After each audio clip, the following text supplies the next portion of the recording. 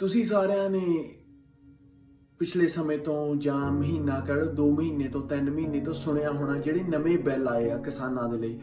ਉਹਨਾਂ ਬਿੱਲਾਂ ਦਾ ਬਹੁਤ ਰੌਲਾ ਪੈ ਰਿਹਾ ਆ ਪੰਜਾਬ ਦੇ ਵਿੱਚ। ਸੋਸ਼ਲ ਮੀਡੀਆ ਤੇ ਵੀ ਤੁਸੀਂ ਦੇਖਿਆ ਹੋਣਾ ਤੇ ਨਿਊਜ਼ ਚੈਨਲਾਂ ਤੇ ਵੀ ਦੇਖਿਆ ਹੋਣਾ ਆ ਵੀ ਥਾਂ ਥਾਂ ਧਰਨੇ ਲੱਗ ਰਹੇ ਆ, ਰੇਲ ਰੋਕੋ ਅੰਦੋਲਨ ਚੱਲਦੇ ਪਏ ਆ, ਸੜਕਾਂ ਬੰਦ ਹੋਈਆਂ ਆ, ਟੋਲ ਪਲਾਜ਼ੇ ਬੰਦ ਕੀਤੇ ਗਏ ਆ, ਪੁਲ ਬੰਦ ਕੀਤੇ ਆ, ਰਿਲਾਇੰਸ ਵਰਗੇ ਜਾਂ ਮਾਰਟ ਉਹ ਬੰਦ ਕੀਤੇ ਆ। ਤਾਂ ਇਹਨਾਂ ਦਾ ਕੀ ਰੀਜ਼ਨ ਆ ਕਿ ਕਿਉਂ ਇਹ ਕੁਝ ਹੋ ਰਿਹਾ ਆਪਣੇ ਪੰਜਾਬ ਦੇ ਵਿੱਚ? 3 ਆਰਡੀਨੈਂਸ ਆ। ਜਿਹੜਾ ਕਿਸਾਨ ਆ, ਜ਼ਿਮੀਂਦਾਰ ਆ, ਉਹ ਜਿਹੜਾ ਅੱਜ ਤੱਕ ਉਹ ਆਪਣੀ ਫਸਲ ਬੀਜਦਾ ਸੀਗਾ ਤੇ ਫਸਲ ਨੂੰ ਆੜਤੀਏ ਕੋਲ ਲੈ ਕੇ ਜਾਂਦਾ ਸੀਗਾ, ਤੇ ਆੜਤੀਏ ਤੇ ਕਿਸਾਨ ਦੇ ਵਿੱਚ ਦਾ ਜਿਹੜਾ ਫਾਸਲਾ ਸੀਗਾ, ਫਸਲ ਵੱਢਣੀ, ਫਸਲ ਢੋਣੀ ਤੇ ਉਹਨੂੰ ਆੜਤੀਏ ਤੱਕ ਪਹੁੰਚਾਉਣਾ, ਇਹ ਸਾਰਾ ਕੰਮ ਸੀਗਾ ਮਜ਼ਦੂਰ ਦਾ। ਨਵੇਂ ਜਿਹੜੇ ਆਰਡੀਨੈਂਸ ਆ ਉਹਨਾਂ ਦੇ ਵਿੱਚ ਕੀ ਹੋ ਰਿਹਾ ਆ ਕਿ ਮਜ਼ਦੂਰ ਨੂੰ ਕੱਢ ਰਹੇ ਵਿੱਚੋਂ,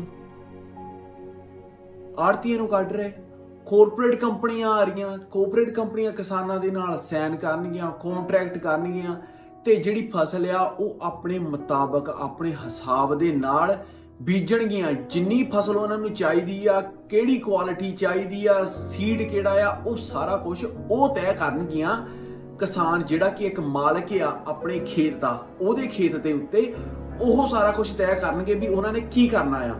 ਤੇ ਐਂਡ ਦੇ ਵਿੱਚ ਜੇ ਕਿਤੇ 19-21 ਫਸਲ ਦੀ ਕੁਆਲਿਟੀ ਦੇ ਵਿੱਚ ਹੋ ਵੀ ਜਾਂਦੀ, ਰਹਿ ਵੀ ਜਾਂਦੀ, ਤਾਂ ਫਿਰ ਇਹ ਉਹਨਾਂ ਵੱਡੀਆਂ ਕੰਪਨੀਆਂ ਦਾ ਡਿਸੀਜਨ ਹੋਊਗਾ ਵੀ ਉਹਨਾਂ ਨੇ ਫਸਲ ਚੱਕਣੀ ਨਹੀਂ ਚੱਕਣੀ, ਕਿਹੜੇ ਭਾਅ ਚੱਕਣੀ, ਕਿਹੜਾ ਭਾਅ ਕੀਤਾ ਸੀਗਾ, ਕਿੰਨਾ ਉਹਨਾਂ ਨੇ ਉੱਥੇ ਜਾ ਕੇ ਘਟਾ ਵਧਾ ਕਰਨਾ ਰੇਟ ਦੇ ਵਿੱਚ।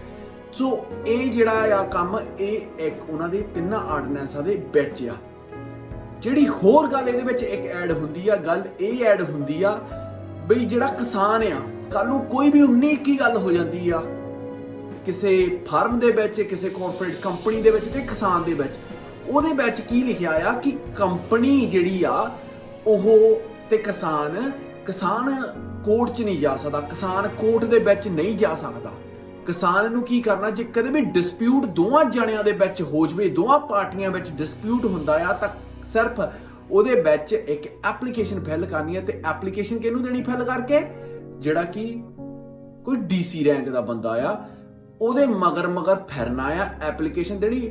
ਆਪਾਂ ਅਰਜੀ ਦੇਤੀ ਕਿਸੇ ਦਫ਼ਤਰ ਦੇ ਵਿੱਚ, ਕਿਸੇ ਦਫ਼ਤਰ ਦੀ ਜਾਂ ਕਿਸੇ DC ਲੈਵਲ ਦੇ ਬੰਦੇ ਦੀ ਕੀ ਜ਼ਰੂਰਤ ਆ ਕਿ ਉਹ ਵੱਡੀਆਂ ਕਾਰਪੋਰੇਟ ਕੰਪਨੀਆਂ, ਸੇ ਅੰਬਾਨੀ ਹੁਣੀ ਜਾਂ ਅਡਾਨੀ ਹੁਣੀ ਜਾਂ ਕੋਈ ਟਾਟਾ ਹੁਣੀ, ਉਹਨਾਂ ਦੇ ਉੱਤੇ ਕੋਈ ਐਕਸ਼ਨ ਲੈ ਲਵੇ? ਉਹਦੀ ਕੀ ਜ਼ਰੂਰਤ ਆ? ਉਹ DC ਲੈਵਲ ਦਾ ਬੰਦਾ ਤਾਂ ਕਿਸੇ ਮੰਤਰੀ ਦੇ ਮੂਹਰੇ ਨਹੀਂ ਬੋਲ ਸਕਦਾ, ਤੇ ਉਹ ਏਡੀਆਂ ਵੱਡੀਆਂ ਕੰਪਨੀਆਂ ਦੇ ਉੱਤੇ ਕੀ ਬੋਲੂਗਾ? ਸੋ ਇਹਦੇ ਵਿੱਚ ਫਿਰ ਉਹ ਗੱਲ ਆ ਰਹੀ ਆ, ਕਿਤੇ ਨਾ ਕਿਤੇ ਘੁਮਾ ਕੇ ਕਿਸਾਨਾਂ ਨੂੰ ਵੀ ਇਹ ਡਰ ਆ ਵੀ ਸ਼ਾਇਦ ਜੇ ਕੱਲ ਨੂੰ ਅਸੀਂ ਕੋਈ ਵੀ ਅਰਜੀ ਲਿਖਦੇ ਆ, ਕੋਈ ਵੀ ਡਿਸਪਿਊਟ ਹੁੰਦਾ ਸਾਡੀ ਕਾਰਪੋਰੇਟ ਕੰਪਨੀ ਨਾਲ, ਤੇ ਉਹ ਅਰਜੀ ਦੇ ਵਿੱਚ ਅਸੀਂ ਜੇ ਮਿਹਨਤ ਤਰਲਾ ਲਿਖਦੇ ਵੀ ਆ, ਉਹ ਕਿੰਨੀ ਕੁ ਸੁਣਵਾਈ ਹੋਊ ਸਾਡੀ ਸ਼ਾਇਦ ਸਾਡੀ ਤਾਂ ਸੁਣਵਾਈ ਨਹੀਂ ਹੋਊ। ਇਹ ਡਰ ਆ ਕਿਸਾਨਾਂ ਦਾ। ਇਸ ਕਰਕੇ ਇਹਦੇ ਪਿੱਛੇ ਜਿਹੜੇ ਚੱਕੇ ਜਾਮ ਹੋ ਰਹੇ ਆ, ਰੇਲਾਂ ਰੋਕ ਰਹੇ ਆ, ਜਾਂ ਸੜਕਾਂ ਜਿਹੜੀਆਂ ਆ ਜਾਮ ਹੋਈਆਂ, ਇਹ ਇਹਨਾਂ ਚੀਜ਼ਾਂ ਦੇ ਕਰਕੇ ਹੋਈਆਂ। ਹੋਰ ਇੱਕ ਗੱਲ ਮੈਂ ਇਹਦੇ ਵਿੱਚ ਐਡ ਕਰਨੀ ਚਾਹੁੰਦਾ ਆ, ਥੋੜੀ ਜਿਹਾ ਹਟਵੀਂ ਕਿਸਾਨਾਂ ਦੇ ਬਿੱਲਾਂ ਦੇ ਵਿੱਚੋਂ ਆ ਇਹ ਗੱਲ ਇਹ ਆ ਵੀ ਆਪਾਂ ਮੰਨਦੇ ਆ ਵੀ ਆਪਾਂ ਐਡਵਾਂਸ ਹੋ ਰਹੇ ਆ, ਆਪਾਂ ਤਰੱਕੀ ਵੱਲ ਜਾ ਰਹੇ, ਜਾਂ ਆਪਣਾ ਜਿਹੜਾ ਪ੍ਰਾਈਮ ਮਿਨਿਸਟਰ ਆ ਜਾਂ ਆਪਣੀ ਕੰਟਰੀ ਦਾ ਇੱਕ ਮਿਸ਼ਨ ਆ ਵੀ ਆਪਾਂ ਤਰੱਕੀ ਵੱਲ ਨੂੰ ਜਾਣਾ, ਡਿਵੈਲਪ ਕਰਨਾ ਕੰਟਰੀ ਨੂੰ। ਬਹੁਤ ਸੋਹਣੀ ਗੱਲ, ਪਰ ਇਹਦੇ ਵਿੱਚ ਇਹ ਐਡ ਹੁੰਦਾ ਆ, ਜੇ ਆਪਾਂ ਕੰਪੇਅਰ ਕਰੀਏ ਡਿਵੈਲਪਡ ਕੰਟਰੀ ਤੇ ਇੰਡੀਆ ਦੇ ਵਿੱਚ, ਕਿ ਜਿਹੜੀਆਂ ਕੰਟਰੀਆਂ ਡਿਵੈਲਪਡ ਆ, ਹੁਣ ਜਿੱਦਾਂ ਹੁਣ ਮੈਂ ਨਿਊਜ਼ੀਲੈਂਡ ਵਿੱਚ ਰਹਿ ਰਿਹਾ, ਅਸੀਂ ਇੱਥੇ ਟੈਕਸ ਦਿੰਦੇ, ਸਾਰਾ ਕੁਝ ਜਾਂਦਾ, ਆਪਣਾ ਇਨਕਮ ਟੈਕਸ ਹੁੰਦਾ, ਉਹ ਕੱਟ ਕੇ ਹੀ ਆਉਂਦੀ ਪੇ ਜਿਹੜੀ ਅਕਾਊਂਟ ਦੇ ਵਿੱਚ ਆਉਂਦੀ।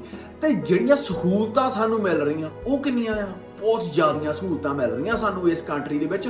ਸਿਰਫ ਨਿਊਜ਼ੀਲੈਂਡ 'ਚ ਨਹੀਂ, ਤੁਸੀਂ ਅਮਰੀਕਾ ਲਾ ਲਓ, ਤੁਸੀਂ ਕੈਨੇਡਾ ਲਾ ਲਓ, ਤੁਸੀਂ ਕਿਹੜੀ ਮਰਜ਼ੀ ਹੋਰ ਕੰਟਰੀ ਲਾ ਲਓ, ਆਸਟ੍ਰੇਲੀਆ ਲਾ ਲਓ, ਸਾਰੀਆਂ ਦੇ ਵਿੱਚ ਜਿੱਥੇ ਤੁਹਾਡਾ ਇਨਕਮ ਟੈਕਸ ਤੁਸੀਂ ਕੱਟ ਦੇ ਰਹੇ ਆ, ਤੁਹਾਨੂੰ ਸਹੂਲਤਾਂ ਮਿਲ ਰਹੀਆਂ।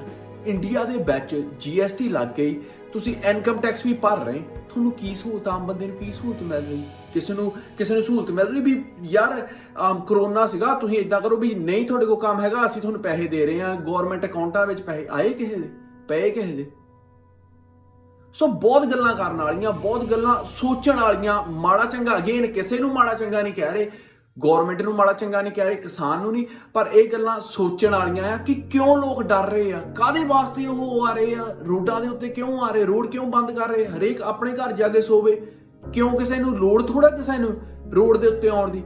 ਇਹ ਜਿਹੜੇ ਰੋਡ ਦੇ ਉੱਤੇ ਆਏ ਇੱਕ ਡਰ, ਆਉਣ ਵਾਲਾ ਡਰ ਜਿਹੜਾ ਵੀ ਅੱਗੇ ਕੀ ਹੋਣਾ, ਅੱਗੇ ਮੇਰੇ ਪੰਜਾਬ ਨਾਲ ਕੀ ਹੋਣਾ, ਬਹੁਤ ਵੱਡੀ ਗੱਲ, ਸੋਚਣ ਵਾਲੀ ਗੱਲ ਆ। ਇਹ ਆਪਣੇ ਸਾਰਿਆਂ ਲਈ ਆ, ਕੱਲਾ ਕਿਸਾਨ ਨਾ ਸੋਚੋ ਵੀ ਇਹ ਕਿਸਾਨ ਆ ਜਾਂ ਸਿਰਫ ਯਾਰ ਮੈਨੂੰ ਕੀ ਫਰਕ ਪੈਣਾ ਆ ਵੀ ਮੈਂ ਜੇ ਅੱਗੇ 100 ਦਾ ਬੋਰੀ ਕੋਈ 100 ਦਾ ਆਟਾ ਲੈਣਾ ਸੀ ਮੈਂ 120 ਦੇ ਦੂੰ 150 ਦੇ ਦੂੰ, ਨਹੀਂ ਯਾਰ, ਸਿਰਫ ਕੱਲਾ ਆਟੇ ਦੀ ਗੱਲ ਨਹੀਂ, ਹਰੇਕ ਚੀਜ਼ ਦੀ ਗੱਲ।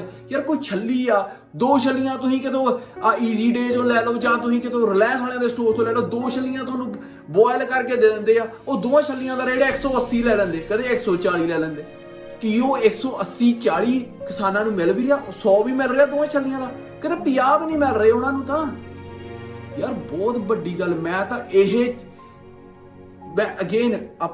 ਦੂਜੀ ਤੀਜੀ ਵਾਰੀ ਰਿਪੀਟ ਕਰ ਰਿਹਾ, ਮੈਂ ਕਿਸੇ ਨੂੰ ਮਾੜਾ ਚੰਗਾ, ਪਰ ਇਹ ਆਪਾਂ ਨੂੰ ਸੋਚਣਾ ਚਾਹੀਦਾ, ਆਪਾਂ ਨੂੰ ਇਹ ਗੱਲ ਖੰਗਾਲਣੀ ਚਾਹੀਦੀ ਆ ਵੀ ਹੋ ਕੀ ਰਿਹਾ ਅਸਲ ਵਿੱਚ, ਆਪਣੇ ਨਾਲ ਕੀ ਹੋ ਰਿਹਾ ਆ। ਯਾਰ ਆਪਾਂ ਕਿਤੇ ਇੰਨਾ ਹੀ ਮਾਰਿਆ, ਆਪਣਾ ਜ਼ਮੀਰ ਇੰਨਾ ਮਰੇ ਆ ਆਪਾਂ ਵੀ ਆਪਾਂ ਆਪਣੀ ਭਲਾਈ ਦੇ ਵਾਸਤੇ ਕੁਝ ਕਰ ਨਹੀਂ ਸਕਦੇ। ਇਹ ਆਪਾਂ ਨੂੰ ਸੋਚਣਾ ਪੈਣਾ ਆ। ਤੁਸੀਂ ਕੀ ਕਰ ਸਕਦੇ, ਤੁਸੀਂ ਛੋਟੇ ਸਟੈਪ ਲੈ ਲਓ। ਤੁਸੀਂ ਵੱਡੇ ਮੌਲਾਂ ਵਿੱਚ ਕਿਉਂ ਜਾਂਦੇ, ਰਿਲਾਇੰਸ ਦੇ ਵਿੱਚ ਕਿਉਂ ਜਾਣਾ, ਰਿਲਾਇੰਸ, ਈਜ਼ੀ ਡੇ, ਇਹਨਾਂ ਵੱਡੀਆਂ ਮੌਲਾਂ ਦੇ ਵਿੱਚ ਕਿਉਂ ਜਾਣਾ। ਤੁਸੀਂ ਜੇ ਕੋਈ ਸਬਜ਼ੀ ਖਰੀਦਣੀ ਆ ਜਾਂ ਕੋਈ ਕੱਪੜਾ ਲੀੜਾ ਲੈਣਾ, ਕਿਉਂ ਨਾ ਤੁਸੀਂ ਛੋਟੀਆਂ ਦੁਕਾਨਾਂ ਤੇ ਜਾਓ। ਮੈਨੂੰ ਪਤਾ ਟਾਈਮ ਕੰਜ਼ਿਊਮਿੰਗ ਆ ਵੀ ਤੁਸੀਂ ਛੋਟੀ ਇੱਕ ਤੇ ਜਾਓਗੇ, 2 ਤੇ ਜਾਓਗੇ, ਹੁੰਦਾ ਵੀ ਯਾਰ ਅਸੀਂ ਇੱਕ ਮਾਲ ਚ ਆਏ ਆ, ਇੱਥੋਂ ਸਾਰਾ ਕੁਝ ਮਿਲ ਜਾਣਾ, ਪਰ ਫਿਰ ਇਹ ਦੇਖ ਲਿਓ ਇੱਕ ਦਿਨ ਸਾਰਾ ਕੁਝ ਉਹਨਾਂ ਦੇ ਕੋਲ ਹੀ ਹੋਣਾ ਆ ਤੇ ਆਪਾਂ ਨੂੰ ਸ਼ਾਇਦ ਲਾਈਨਾਂ ਵਿੱਚ ਲੱਗਣਾ ਪੈਣਾ ਵੀ ਯਾਰ ਨੰਬਰ ਕਦੋਂ ਆਊਗਾ ਵੀ ਮੈਂ ਫਲਾਨੀ ਚੀਜ਼ ਲੈਣੀ ਆ, ਤੇ ਉਹ ਮਿਲਣੀ ਵੀ ਉਹਨਾਂ ਦੇ ਭਾਅ ਦੇ ਉੱਤੇ ਆ, ਜੋ ਉਹਨਾਂ ਨੇ ਡਿਸਾਈਡ ਕੀਤਾ ਉਸ ਭਾਅ ਦੇ ਉੱਤੇ ਚੀਜ਼ ਮਿਲਣੀ ਆ। ਹੁਣ ਤਾਂ ਛੋਟੀਆਂ ਦੁਕਾਨਾਂ ਹੈਗੀਆਂ, ਇੱਕ ਨਹੀਂ ਤੇ ਦੂਜੀ ਤੇ ਚੱਲ ਜਾਣਗੇ, ਦੂਜੀ ਨਹੀਂ ਤੇ ਤੀਜੀ ਤੇ। ਜਦੋਂ ਉਹ ਵੱਡੀਆਂ ਕੰਪਨੀਆਂ ਆ ਗਈਆਂ, ਕੋਆਪਰੇਟ ਕੰਪਨੀਆਂ ਆ ਗਈਆਂ, ਉਹ ਛੋਟੀਆਂ ਦੁਕਾਨਾਂ ਵਿਚਾਰੀਆਂ ਉੱਠ ਜਾਣੀਆਂ, ਸਿਰਫ ਤੁਹਾਡੇ ਕੋਲ ਇੱਕੋ ਹੀ ਚੀਜ਼ ਰਹਿ ਜਾਣੀ ਤੇ ਤੁਹਾਡੇ ਕੋਲ ਉਸ ਤੋਂ ਸਿਵਾ ਹੋਰ ਕੋਈ ਆਪਸ਼ਨ ਨਹੀਂ ਹੋਣਾ। ਸੋਚਣ ਵਾਲੀ ਗੱਲ ਆ, ਵਿਚਾਰਨ ਵਾਲੀ ਗੱਲ ਆ। ਜੇ ਅੱਜ ਇਹ ਧਰਨੇ ਲੱਗ ਰਹੇ ਆ, ਨਹੀਂ ਕਹਿਣਾ ਮੈਂ ਇੱਥੇ ਵੀ ਤੁਸੀਂ ਰੌਲਾ ਪਾਉਣਾ ਜਾਂ ਕੁਛ ਨਹੀਂ, ਸਰ ਪਿਆਰ ਨਾਲ ਇੱਕ ਦੂਜੇ ਦੇ ਨਾਲ ਮਿਲ ਕੇ ਦੇਖੋ, ਕੋਈ ਹਿੰਦੂ ਨਹੀਂਗਾ, ਕੋਈ ਸਿੱਖ ਨਹੀਂਗਾ, ਆਪਾਂ ਸਾਰੇ ਇੱਕ ਪਰਿਵਾਰ ਆ, ਹਿਊਮਨ ਆ, ਮਨੁੱਖ ਆ। ਮਹਾਰਾਜ ਸੱਚੇ ਪਾਤਸ਼ਾਹ ਇਹ ਗੱਲ ਕਹਿ ਗਿਆ ਵੀ ਇੱਕ ਆ, ਆਪਾਂ ਸਾਰੇ ਇੱਕ ਓਨਕਾਰ। ਤੁਸੀਂ ਸਾਰੇ ਇੱਕ ਦੂਏ ਦੇ ਨਾਲ ਰਲ ਕੇ ਰਹੋ, ਇੱਕ ਦੂਏ ਦੇ ਨਾਲ ਪਿਆਰ ਮੁਹੱਬਤ ਨਾਲ। ਸਦਾ ਬਥੇਰਾ ਕਰ ਲਿਆ ਆਪਾਂ ਯਾਰ ਮੈਨੂੰ ਕੀ ਫਰਕ ਪੈਣਾ, ਮੈਂ 20 ਵੱਧ ਦੇ ਦੂੰ, ਮੇਰੇ ਕੋਈ ਫਰਕ ਨਹੀਂ ਪੈਣਾ।